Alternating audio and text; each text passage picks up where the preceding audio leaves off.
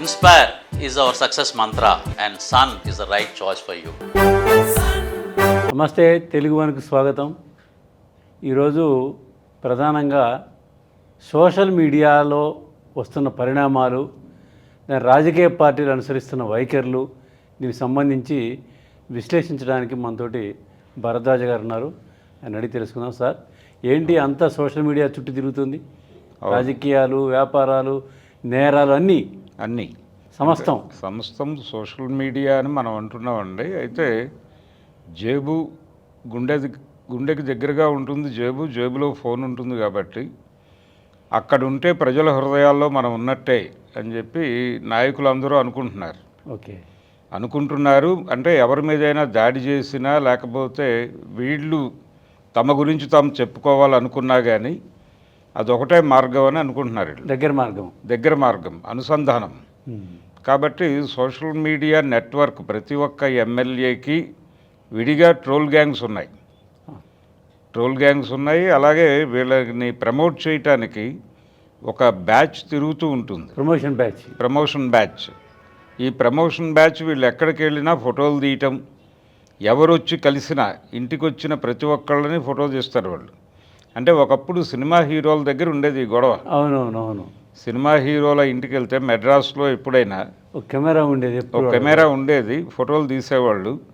బయటకు వచ్చేటప్పుడు ఆ హీరో గారి పిఏ గారు పిలిచి, ఈ ఫోటోలు బలానా స్టూడియోలో తీసుకోవాలండి, మీరే డబ్బులు కట్టి మీకు కాపీలు కావాలంటే అక్కడ డబ్బులు కట్టి తీసుకోండి, ఇవి బయట ఎక్కడ ప్రింట్లో వాడకండి అని చెప్పేవాళ్ళు. ఫ్రేమ్ పెట్టుకోండి, మీరు అంతే ఇంట్లో పెట్టుకోండి. ఎందుకంటే ఆయన మేకప్ లేకుండాను రకరకాలుగా ఉంటాడు ఆ టైంలో. ఇవి బయటకు వెళ్తే ప్రమాదం ఇమేజ్కి అనేది వాళ్ళ గొడవ. అది ఆ రోజుల నాటి కథ.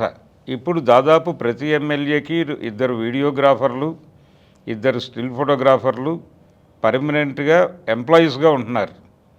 వీళ్ళతో పాటు సెటప్పే ఎడిటింగ్ సెటప్ కూడా ఉంటుంది లోపల. ఎడిటింగ్ సెటప్ ఎప్పటికప్పుడు సోషల్ మీడియాలో అప్లోడ్ చేయటము, అప్గ్రేడ్ చేయటము.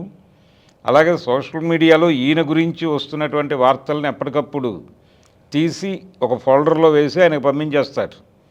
ఆయన చూడకపోయినా వీళ్ళు చూసి నోట్స్ రాసి ఆయనకు అప్డేట్ ఇస్తారు. దాన్ని బట్టి మేము ఇలా రియాక్ట్ అయ్యామండి, అవచ్చా అని అడుగుతారు. ఆయన ఓకే అంటే ఆ ప్రకారం దాడి మొదలైపోతుంది. ఇది నడుస్తున్నటువంటి చరిత్ర. దీంతో ఇప్పుడు నిన్న ఆయన ఏమన్నాడు, రేవంత్ రెడ్డి గారు ఎమ్మెల్యేల తీరు మీద కొంచెం సీరియస్ అయ్యాడు. సీరియస్ అయ్యి మీరందరూ జమీందారుల్లా వ్యవహరిస్తున్నారు అన్నాడు. నిజమే. అంటే ఈ మధ్యకాలంలో ప్రజాప్రతినిధులు అందరూ జమీందారులుగా వ్యవహరిస్తున్న మాట నిజం. ఎవరూ కూడా ప్రజలకు యాక్సెస్ ఇవ్వడం లేదు. గతంలో ఒక ఎమ్మెల్యేని కలవటం అనేది పెద్ద ఇష్యూ కాదు. మంత్రిని కలవటం కూడా సమస్య కాదు. అలాగే ముఖ్యమంత్రిని కలవటం కూడా సమస్య కాదు. అయితే ముఖ్యమంత్రి దగ్గర పొద్దున్నే వెళ్ళి కూర్చుంటే మధ్యాహ్నానికి కలిసే అవకాశం దొరికేది. ఇప్పుడు పరిస్థితి ఏంటంటే దర్బార్ నిర్వహించేవాడు. అప్పుడు ప్రజా దర్బార్ ఉండేది. ఇప్పుడు వైఎస్ రాజశేఖర రెడ్డి దాకా జనరల్గా పొద్దున్నే వెళ్ళిపోయి అక్కడ నిలబడితే 10 గంటల లోపు ఆయన ఒకసారి దర్శనం ఇచ్చి కనుక్కునేవాడు. అది చేస్తారా చెయ్యరా అనేది వేరే మాట, కానీ అక్కడ ఆయన వెనకాల ఉన్న వాళ్ళకి పురమాయించేవాడు. ఇది కొంచెం పరిశీలి చేయండి అనేవాడు. ఒక్కొక్కసారి కొన్ని ప్రత్యేక కేసులు అయితే లోపలికి రమ్మని చెప్పేవాడు. అలా నడిచేది. ఇప్పుడు అసలు యాక్సెస్ ఇవ్వటం, వాళ్ళని దర్శించుకోవటమే అదేదో భగవంతుడు ప్రత్యక్షమైనట్టుగా భావించే పరిస్థితి. ముఖ్యమంత్రిని కలవటం అనేది చాలా కష్టతరమైనటువంటి వ్యవహారం. మన దగ్గర కూడా రేవంత్ రెడ్డి గారు వచ్చినప్పుడు కొత్తలో ఈ ప్రగతి భవన్లో కొన్ని రోజులు తిరిగాడు. రోజులు కట్టారు, పినుప కంచెలు తీసేయమన్నాడు. మీరందరూ రావచ్చు అన్నాడు, అందరిని కలుస్తానన్నాడు. అది ఆరంభ శూరత్వం, మరి లేదు. ఇప్పుడు వెళ్ళినా కానీ కలవటం కష్టం. చాలా అపాయింట్మెంట్స్, ప్రోటోకాల్స్, వ్యవహారం చాలా ఉంటుంది అక్కడ. ఈవెన్ అంటే కేసీఆర్ టైంలో కూడా ఆ టైంకి వెడితే ఎవరో ఒకళ్ళ ద్వారా ప్రయత్నం చేసినప్పటికీ ఆయన యాక్సెస్ ఇచ్చేవాడు కాదు. ఏ ప్రయత్నం మంత్రులకే లేదు, మంత్రులకే లేక చివరికి వాళ్ళు బయటకు వచ్చి మొరపెట్టుకునే పరిస్థితి. గద్దర్ గారు 2 గంటలు 3 గంటల గేట్లు కూర్చున్న పరిస్థితి. అందరూ వెళ్ళి అక్కడ నుంచి బయటకు వచ్చి విరక్తి పుట్టి బయటకు వచ్చేసి ఏం చేస్తున్నాడు ఆయన లోపల వెళ్ళిన వాళ్ళని కలవటమే కదా చేయవలసిన పని, ప్రజల్ని కలవటమే కదా. అది ఈయన జమీందార్ అన్నాడు కానీ వాళ్ళు నవాబులుగానే వ్యవహరించారు. ముఖ్యమంత్రులు క్రమంగా నవాబులుగా మారారు. ఇక్కడే కాదు, ప్రతి చోట. జగన్మోహన్ రెడ్డి కూడా యాక్సెస్ ఇచ్చేవాడు కాదు. అసలు అది పరిస్థితి అంతే కదా. ఆయన కలవటం అనేది, ఆయనకి విషయం చేరవేయటానికి ఆయనకి దగ్గరగా ఉండే మనుషులు ఎవరో చూసి అక్కడ వందలాది మంది వెయిట్ చేసేవాళ్ళు. తిరుమలలో బాలసుబ్రహ్మణ్యం గారని ఒక జైబు ఉండేవారండి, సుదీర్ఘకాలం పనిచేశారు ఆయన. బాగా అందరికి తెలుసు, సీనియర్లందరికీ కూడా. ఆయన అనేవాడు, దర్శనం బాగా అయింది సార్ అంటే, నీకు కాలేదు, ఆయన ఇచ్చాడు అంతే. ఆయన ఇచ్చాడు. ఆ పరిస్థితి ఇక్కడ అంతే, ఆయన ఇవ్వటమే. అంటే మనకి పివిఆర్కే ప్రసాద్ గారని ఒక ఐఏఎస్ ఆఫీసర్ ఉన్నాడు, ఉండేవాడు. ఆయన ఒక గ్రంథం రాశాడు, తన పరిపాలనా అనుభవాలు అని. అందులో ఒక మాట రాస్తాడు, పివి నరసింహారావు గారి దగ్గర ఆయన ముఖ్యమంత్రిగా ఉండగా పనిచేశాడు, ప్రధానిగా ఉండగా కూడా పనిచేశాడు. ఆయన ముఖ్యమంత్రిగా ఉన్న రోజుల్లో ఆ సీఎం క్యాంప్ ఆఫీస్ దగ్గర విపరీతంగా జనాలు ఉండేవారట పొద్దున్నే. ఈయన ఏం చేశాడంటే దాన్ని సిస్టమేటిక్గా మారుద్దామని ఒక చిన్న, అంటే ఒక ఒక టేబుల్ వేసి ఒకళ్ళని కూర్చోబెట్టి వచ్చిన వాళ్ళందరినీ పిలిచి వాళ్ళు ఏ పని మీద వచ్చారు కనుక్కొని వాళ్ళకి టైం ఇచ్చేయి, ఒక స్లిప్ ఇచ్చేయి. ఆ స్లిప్లో రాసిన టైం ప్రకారం రమ్మని వాళ్ళని, ఇక్కడ అనవసరంగా వెయిట్ చేయొద్దని చెప్పు అని చెప్పేసి రెండో రోజు కల్లా ఈయన జాయిన్ అయిన రెండో రోజుకి సిస్టమ్ మార్చాడు. అక్కడ మార్చి ఇలా ఒక టైం ఆఫీసు, ఆ టైం ఆఫీస్లో ఒక 2 ఎంప్లాయీసు, వాళ్ళు నిర్ణయించిన టైంకి వచ్చిన వాళ్ళని ఆయన కలుస్తాడు. ఇలా ఒక సిస్టమ్ పెట్టేసరికి మూడో రోజు నరసింహారావు గారు పిలిచి, ఏంటయ్యా ఎవరు రావట్లేదేంటి సీఎం క్యాంప్ ఆఫీస్ దగ్గరికి అన్నాడట. అంటే పైనుంచి చూస్తున్నాను నేను, జనం ఎవరు కనబట్టలేదు చుట్టూ చెట్ల దగ్గర. అంటే చెట్ల దగ్గర ఎందుకు నిలబడాలండి వాళ్ళు, నేను టైం పెట్టేస్తున్నాను, టైం ప్రకారం వస్తున్నారు, కలుస్తున్నారు కదా మిమ్మల్ని. అలా కుదరదు, జనం ఉండాలి, ఎప్పుడు కళకళలాడుతూ ఉండాలి ఆఫీసు. ఈ పద్ధతి తీసేయి, ఈ టైం మిషను, ఈ గొడవలన్నీ వద్దు మనకి. వాళ్ళు రమ్మను, మనం కలిసే టైంలో కలుద్దాం, కలవలేనప్పుడు బయటికి వెళ్ళి అందరినీ పిలిచి మాట్లాడదాం, అంతే తప్ప జనం లేకపోతే కుదరదు అని చెప్పాట ఆయన. వెంటనే ఈయన అవన్నీ తీసేశాడు. ఆయన ప్రధానమంత్రిగా ఉండగా కూడా అదే పద్ధతిని అనుసరించాడు. అలాంటి సందర్భంలో, అంటే ప్రధానమంత్రిని కలవటం కూడా కొంత ఈజీగా ఉన్న సందర్భం అది. ఇప్పుడు ఆ పరిస్థితి లేదు. ఇప్పుడు ఎమ్మెల్యేని కలవటం కూడా గగనమైపోతుంది. వాళ్ళు కూడా మనకేమిటి పని అనుకుంటున్నారు. అంటే గతంలో కూడా అండి, నేను గ్రామాల్లో ఉన్నప్పుడు చదువుకునే రోజుల్లో కూడా ఈ ఎమ్మెల్యేలు, అంటే ఆ నియోజకవర్గానికి ఆయన మంత్రి అయినా ఎవరైనా ఆ నియోజకవర్గానికి ఎమ్మెల్యే అయినా, అవును, వాళ్ళు ఏం చేశారు అంటే నెలకు ఒకసారి ఆ గ్రామాలు పర్యటించేవాళ్ళు. అవును, ఆ పర్యటనప్పుడు జనాలు కలిసేవాళ్ళు, మా సమస్య ఇది, మా సమస్య ఇది అంటే అధికారులకు చెప్పడం, ఆ ఫాలోఅప్ చేయడం, అది ప్రత్యక్ష సంబంధాలు ఉండేవి. పైగా ఇది రికార్డ్ చేసి, నేను ఇన్ని గ్రామాలు తిరిగాను ఈ వారం, ఇన్ని సమస్యలు తెలుసుకున్నాను అని ఒక నోట్స్ రాసేవాళ్ళు. రాసి దీన్ని సెక్రటేరియట్కి పంపించేవాళ్ళు. వాళ్ళ నియోజకవర్గం సమస్యలు అనే పేరుతో ప్రతి నియోజకవర్గం, ప్రతి ఎమ్మెల్యే దగ్గర నుంచి ఒక చిట్టా వచ్చేది, ఒక రిపోర్ట్ వచ్చేది. ఆ రిపోర్ట్ల ఆధారంగా ఆ ఎమ్మెల్యే పనిచేస్తున్నాడో లేదో ఒక అంచనాకు వచ్చేవాడు. అక్కడ పార్టీ అధిష్టానం కావచ్చు, ముఖ్యమంత్రి గారు కావచ్చు. ఇలాంటి పరిస్థితి నుంచి ఇప్పుడు అసలు ఎవరికి జవాబాదారీ కాదు.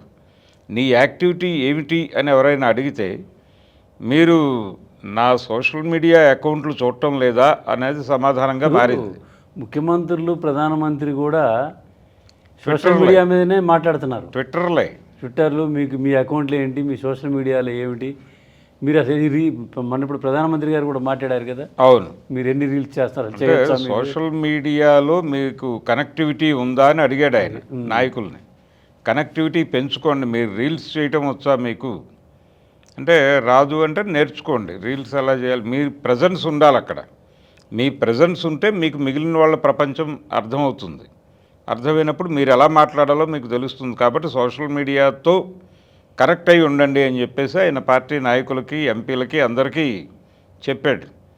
కాబట్టి ఇప్పుడు ప్రతి ఒక్కళ్ళు సోషల్ మీడియాలో యాక్టివ్గా ఉన్నాను కదా, మీకు కనిపించట్లేదా? మీరు రెగ్యులర్గా నా ట్విట్టర్ అకౌంట్ చూస్తున్నారా, లేకపోతే నా ఇన్స్టా అకౌంట్ చూస్తున్నారా? నేను యాక్టివ్గా లేనని ఎలా చెప్తారు మీరు? అలా కాదే, నువ్వు ఒక్క గ్రామానికైనా వెళ్ళావా, గ్రామానికి వెళ్ళాల్సిన పని ఏమిటండి?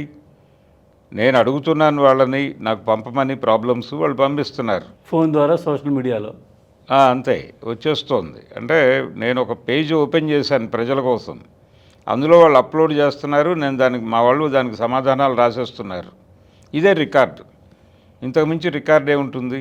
ఇది ఆన్లైన్ రికార్డ్. మీరు వెరిఫై చేసుకుని మీరు చేయాల్సిన పనులు మీరు చేసి ఆ సమస్యల నుంచి బయటపడండి అని చెప్పేస్తున్నారు ఎమ్మెల్యేలు. ఇప్పుడు ఈయనేమంటాడంటే మీరు రెగ్యులర్గా జనాల్ని కలవండి, జనంలోకి వెళ్ళండి, జనంలో మీరు లేకపోతే మళ్ళీ కష్టం కావచ్చు రేపు, ఏదో చేసి ఎవరో గెలిపిస్తారు అనే భ్రమల్లోకి వెళ్ళకండి. ఈ ఎవరో చేసి ఏదో చేసి గెలిపిస్తారు అనే భ్రమల్లోకి వెళితే మీ జీవితంలో మీరు ఏమీ సాధించలేరు. కాబట్టి మీ కృషి మీరు చేయండి, లెగ్ వర్క్ ఉండాలి ఖచ్చితంగా. లెగ్ వర్క్ లేకుండా ఏది మీ దగ్గరికి రాదు అనేది ఆయన సీరియస్గా చెప్పాడు. కానీ నిజమే, అంటే కాంగ్రెస్ పార్టీకి అలాంటి అవసరం ఉంది. నిజానికి కాంగ్రెస్ పార్టీకి బయట నుంచి ప్రమోట్ చేసేటువంటి వాళ్ళు ఎవరు లేరు. ఇక్కడ ఉన్నటువంటి మీడియా కావచ్చు, మీడియా పరమైనటువంటి సపోర్ట్ కూడా తక్కువే ఉంది వీళ్ళకి కంపారిటివ్గా. ఇక్కడున్న మీడియా మొత్తం కూడా ఒక రకంగా ఇప్పుడు అందరూ మాట్లాడుతున్న ధోరణిలో చూస్తే ఇది కంట్రోల్డ్ బై ఆంధ్ర మేనేజ్మెంట్లే అన్నీ, టోటల్ మీడియా అంతా అలాగే ఉంది. కాబట్టి వాళ్ళ ప్రధానమైనటువంటి దృష్టి అక్కడే ఉంది. అది ఉండటానికి హైదరాబాదులో ఉంటున్నాయి, కానీ వీటి దృష్టి అంతా అక్కడే ఉంటుంది ప్రధానంగా. మనిషి ఒక చోట, మనసు ఒక చోట. మీరు ఏ పేపరు ఏ ఛానలు చూడండి, ఆ యజమాని గారు ఏరియా అది అయి ఉంటుంది, అక్కడ లొకేట్ అయి ఉంటుంది, ఆయన దృష్టి అక్కడ ఉంటుంది, వాళ్ళ ప్రయోజనాలు అక్కడే పొందాలనుకుంటారు. కానీ వాళ్ళ ఆఫీస్ మాత్రం హైదరాబాద్లో ఉంటుంది, తెలంగాణలో లొకేట్ అయి ఉంటుంది. ఇది ఒక గొడవ ఉంది. ఇక్కడ అధికారంలో ఉన్న వాళ్ళకి కొంత అనుకూలతగా ప్రదర్శిస్తే సరిపోతుంది అని అనుకుంటున్నారు. ఆ మేరకు కొంత డ్రైవ్ దొరుకుతోంది కాంగ్రెస్ పార్టీకి. కానీ కాంగ్రెస్ పార్టీ కోసం డెడికేట్ అయి మీడియా లేదు, ఇక్కడ మీడియా లేదు. అదొక వ్యాక్యూమ్ ఉంది వీళ్ళకి. అంటే మనం చేస్తున్నవి జనాలకి కమ్యూనికేట్ చేయటం ఎలాగా అనేది ఒక సమస్య ఉంది. ఈలోపు ఎమ్మెల్యేల ద్వారా అది కమ్యూనికేట్ కావడం లేదు అనేది ఒకటి ఆయన ఫీల్ అవుతున్నాడు. అందుకని ఎమ్మెల్యేలు రెగ్యులర్గా రోడ్డు మీద ఉండాలి. కనీసం మీ ఇంటి దగ్గరికి వచ్చిన వాళ్ళతో మీరు గడపండి టైం. రోజుకి ఇన్ని గంటలు మీరు జనంతో గడిపాను అనేది నాకు తెలియాలి అన్న ధోరణిలో ఆయన కట్టడి చేసే ప్రయత్నం చేస్తున్నాడు. ఈ కట్టడి వాళ్ళకేమో ఇబ్బందికరంగా మారుతోంది. ఎందుకు, మనం ఆల్రెడీ వేలకు వేలు జీతాలు ఇచ్చి వీళ్ళందరినీ పెట్టుకున్నాం కదా, సెటప్ పెట్టాం కదా, మళ్ళీ ఈ గొడవ ఏంటి? ఎలాగూ మనం చెప్పే మాటలు వాళ్ళకి వెళ్ళిపోతున్నాయి. వాళ్ళ ఇంట్లో కూర్చుంటాడు. అంటే ఇప్పుడంతా జూమ్లో నడుస్తుంది కదండి వ్యవహారం. మహాసభలే జూమ్లో పెట్టుకునేటువంటి సందర్భం మనం చూసాం నిన్న మొన్న, మహానాడులు. కాబట్టి జూమ్ లేదు, ఆన్లైన్ ప్రజెన్స్ ఉంటే చాలు. ఆఫ్లైన్ ప్రజెన్స్తో పెద్ద రిక్వైర్మెంట్ లేదు, అనవసరమైన ఖర్చు తప్ప. కాబట్టి మేము ఇప్పుడు ఊళ్ళకి వెళ్ళాలంటే పెట్రోల్ ఖర్చు అవుతుందండి, నరేంద్ర మోడీ గారు వద్దన్నారు కదా అని చెప్పొచ్చాడు.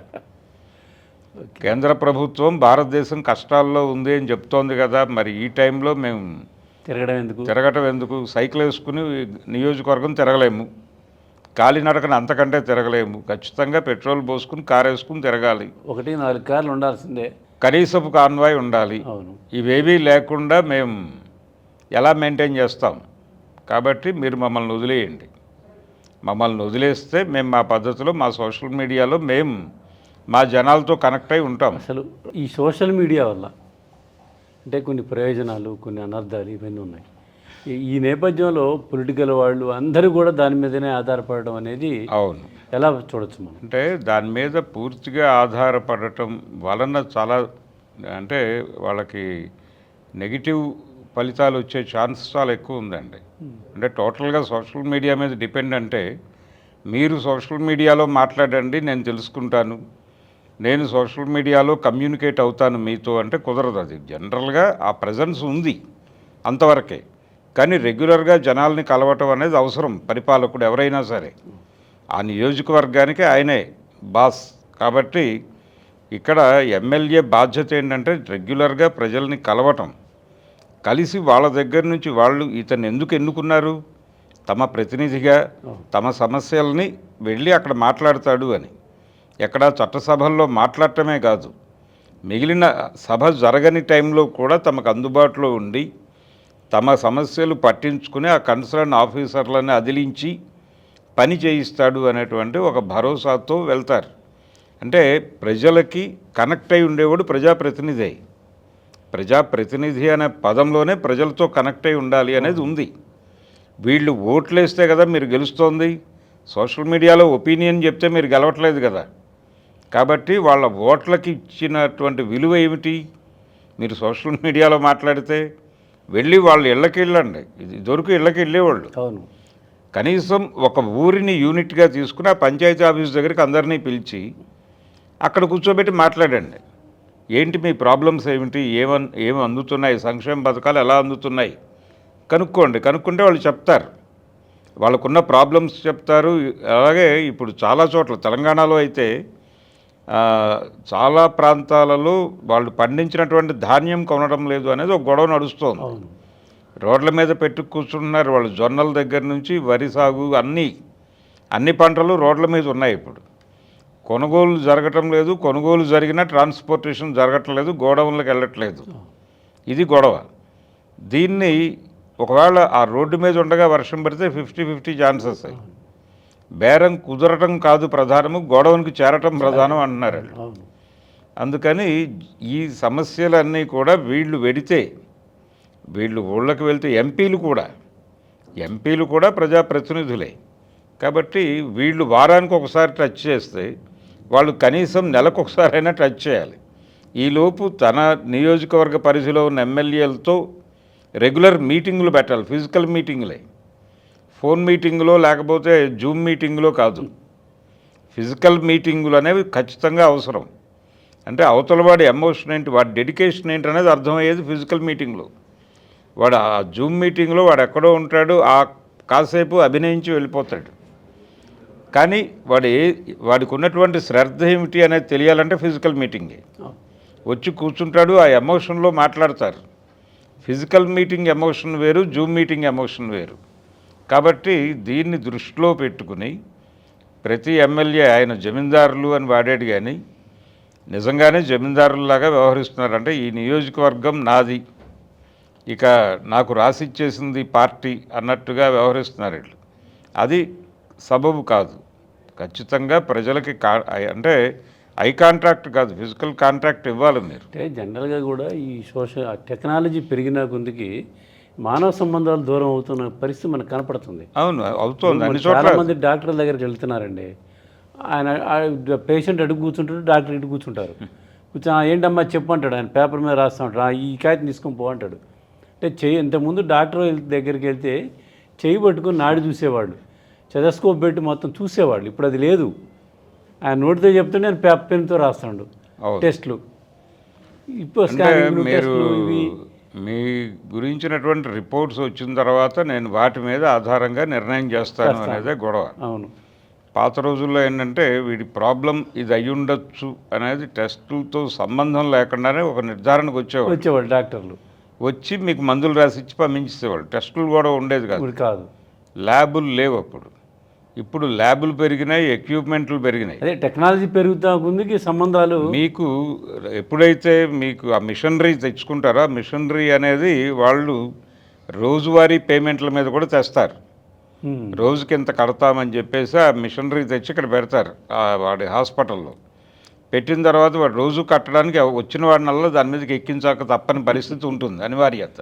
రెంట్ కట్టాలిగా, అది కట్టాలి. సాయంత్రం వాడి పేమెంట్ ఇచ్చేయాలి. కాబట్టి వీడు ఆన్లైన్లో పేమెంట్ చేయాలంటే ఇక్కడ కనీసం రోజుకు 10 మందిని ఎక్కించాలి. ఆ ప్రాబ్లం ఉన్నవాడు రాకపోవచ్చు, కానీ వచ్చిన వాళ్ళకి ఆ ప్రాబ్లం ఉందేమో అని టెస్ట్ చేస్తే అది వెళ్ళిపోతుంది. ఆ తర్వాత అది వీడికి సొంతగా మిగిలిపోతుంది. ఇది అలవాటు పడి ఉంటాడు కాబట్టి ఆ తర్వాత కూడా అలాగే నడుస్తుంది. అంటే భవిష్యత్తులో దీని అవసరాలు ఇంకా పెరిగి అనర్థాలు పెరిగే ప్రమాదం ఉందంటారా? డెఫినెట్గా. అంటే ప్రతిదీ యాక్యురేట్గా ఉండాలి. ఎప్పటికప్పుడు మీరు టచ్లో ఉండాలి, ఫోన్లో టచ్లో ఉండాలి. ఈ టచ్లో ఉన్నాను, కాంట్రాక్ట్లో ఉన్నాను, ఈ 2 పదాలు దుర్మార్గమైన పదాలే. మీరు నాకు టచ్లో ఉండండి, లేదు నేను మీ కాంట్రాక్ట్లో ఉంటాను అనే మాటలు కాదు. నేను మిమ్మల్ని కలుస్తాను రోజు, మీరు నన్ను ఎప్పుడైనా కలవచ్చు అనే పరిస్థితి వస్తే జనాలు హ్యాపీ. కానీ ఆ ఆనందం అయితే జనాలకు లేదు. వీళ్ళు కమ్యూనికేట్, మీరు వాట్సాప్ గ్రూపులు పెడుతున్నాం కదా, వాట్సాప్లో ఆ గ్రూప్లో పడేయండి మీ ఇష్యూ ఏంటనేది. అది వాళ్ళ ప్రింటౌట్లు తీసి ఎమ్మెల్యే గారికి ఇస్తారు, ఆయన నిర్ణయం తీసుకుంటాడు. మీరెందుకు ఫిజికల్గా ఇక్కడికి వచ్చి గొడవ చేయటం అనే పద్ధతిలో తయారైపోయారు వాళ్ళు. కానీ జనాలకి అక్కడికి వెళ్ళి చెప్పుకుంటేనే తృప్తి. రచ్చబండ అనేది ఉంటుంది ఊరికి. ఎందుకు ఉంటుంది? పొద్దున్నే నలుగురు కూర్చుంటారు, ఊళ్ళో వాళ్ళు వెళ్ళి వాళ్ళ సమస్యలు చెప్పుకుంటారు, వాళ్ళ అనుభవాల రీత్యా వీళ్ళని గైడ్ చేస్తారు, అంతే. అలా మీ అనుభవము, మీకున్నటువంటి లింకేజ్లో నుంచి మీరు ఈ పని కావడం లేదు అంటే ఆ కన్సర్న్ ఆఫీసర్తో మీరు మాట్లాడండి, ఫోన్లో మాట్లాడండి, అక్కడ ఫోన్ వాడండి. మొన్న షర్మిల్ గారు ఏదో రచ్చబండ అనో కార్యక్రమం చేశారు. వెళ్ళి జనాల్ని మీ సమస్యలు ఏమిటి అని అడిగి అక్కడికక్కడ ఎమ్మెల్యేకి ఫోన్ చేసి, ఏమండి ఇన్ని సమస్యలు ఉన్నాయి మీరు పట్టించుకోవట్లేదు అంటున్నారు అని స్పీకర్ ఆన్ చేసి ఒక హడావిడి చేసింది ఆవిడ. నిజానికి ఇది రోజు జరగవలసిన హడావిడే. ఏదో అడపాదడపా ఏదో ప్రోగ్రాం పెట్టుకుని సంవత్సరానికి ఒకసారి ఓ 4 రోజులు ఇలా చేద్దామంటే కుదరదు. ఇది మీరు ప్రజలకు జవాబుదారీ. ఇప్పుడు అసెంబ్లీకి వెళ్ళట్లే కొంతమంది ఎమ్మెల్యేలు, మాకు ప్రత్యేక హోదా ఇవ్వలేదు అనే వెళ్ళట్లేదు వాళ్ళు, వైసీపీకి చెందినటువంటి వాళ్ళు. ఆంధ్రప్రదేశ్లో అది కూడా తప్పే. మీకు ప్రతిపక్ష హోదా ఇవ్వని వాళ్ళు కానీ మిమ్మల్ని ఎమ్మెల్యేలను చేసిన ప్రజలకి మీకు ఒక జవాబుదారీ ఉంది. ఆ జవాబుదారీ ఏంటంటే వాళ్ళ సమస్యల్ని మీరు అసెంబ్లీలో మాట్లాడతారని కదా మిమ్మల్ని ఎన్నుకుంది. మీరు ఆ పని చేయకుండా అసెంబ్లీకి వెళ్ళడమే ఇబ్బంది అనుకుంటే ఎలా కుదురుతుంది? కాబట్టి అసెంబ్లీకి ఖచ్చితంగా వెళ్ళి తీరాలి ఎమ్మెల్యే అన్న తర్వాత. ఇప్పుడు రానున్న రోజుల్లో ఈ డేటా సెంటర్లు ఇవన్నీ పెరుగుతాయి కదండి. అవును. దీంతో ఇంకా పరిస్థితి అంటే ఒకటి, ఫోన్ ద్వారా మనిషిని ట్రాక్ చేయటం అనేది ఆల్రెడీ జరుగుతోంది. దీని అడ్వాన్స్డ్ షేప్ ఏంటంటే వీళ్ళ టోటల్ మూమెంట్, యాప్ మూమెంట్తో సహా, అంటే వీళ్ళు ఏ యాప్లో ఎక్కడికి టికెట్లు బుక్ చేసుకున్నారు, ర్యాపిడో లేకపోతే మరొకటో, వీళ్ళ మూమెంట్ ట్రాక్ చేయడానికి కూడా యాప్లు ఉన్నాయి. ఎవ్రీథింగ్ మీరు ఎక్కడ పెట్రోల్ కొట్టించుకున్నారో మీరు అక్కడ ఆన్లైన్ ట్రాన్సాక్షన్ జరిపితే రికార్డులోకి వచ్చేస్తుంది. సో మీరు ఆ రోజు ఊళ్ళో లేను అని చెప్పినా కానీ మీరు కుకట్పల్లి పెట్రోల్ బంకులో ఇదిగో మీ మూమెంట్ అని చెప్తాడు వాడు. ఇప్పుడు అదే కదా ఏపీ లిక్కర్ కేసు అంతా అట్లా ట్రేస్ చేస్తుందేగా. అదే నేను ఆ టైంలో మెడ్రాస్లో ఉన్నాను, లేదు మీరు బెజవాడలోనే ఉన్నారు, ఇదిగో ఆధారం, మీరు ఆ రోజు బలానా చోట పెట్రోల్ కొట్టించుకున్నారు, లేకపోతే బలానా చోట పార్క్ చేశారు, ఇదిగో ఆధారం అని చూపిస్తున్నారు. కాబట్టి ఈ డేటా అంతా స్టోర్ అవుతోంది. ఎవరు ఏం తెప్పించుకుంటున్నారు అంటే, ఇప్పుడు ఈ ఫుడ్ యాప్స్ వచ్చినాయి, ఫుడ్ యాప్స్ నుంచి వీడి ఆహార అలవాట్లు ఏమిటి కూడా తెలుసుకుంటున్నారండి. ఆహారపు అలవాట్లు, ఎక్కడికి వెడుతున్నాడు, ఎవరికి డబ్బులు వేస్తున్నాడు, ఎక్కడి నుంచి తెచ్చుకుంటున్నాడు. గతంలో ఒకటి ఆవులిస్తే పేగులు లెక్క పెడతారు అనేది ఒకటి, ఇప్పుడు ఫోన్ తీస్తే పేగులు లెక్క పెడుతున్నారు. అంటే వాళ్ళ ఎవరి ఫోన్ అయినా సరే, ఎవరి ఫోన్ అయినా ఇంకొకరు తీసుకుని దాన్ని ఓపెన్ చేసి ఒక అరగంట 30 గంట దానిలో ఉంటే ఈ వ్యక్తి ఏమిటి అనేది వచ్చేస్తుంది బయటకి. అంటే ఈయన ఏ సైట్లు చూస్తున్నాడు అనే దాన్ని బట్టి ఆయన వ్యక్తిత్వం ఏమిటి అనేది అర్థమవుతుంది.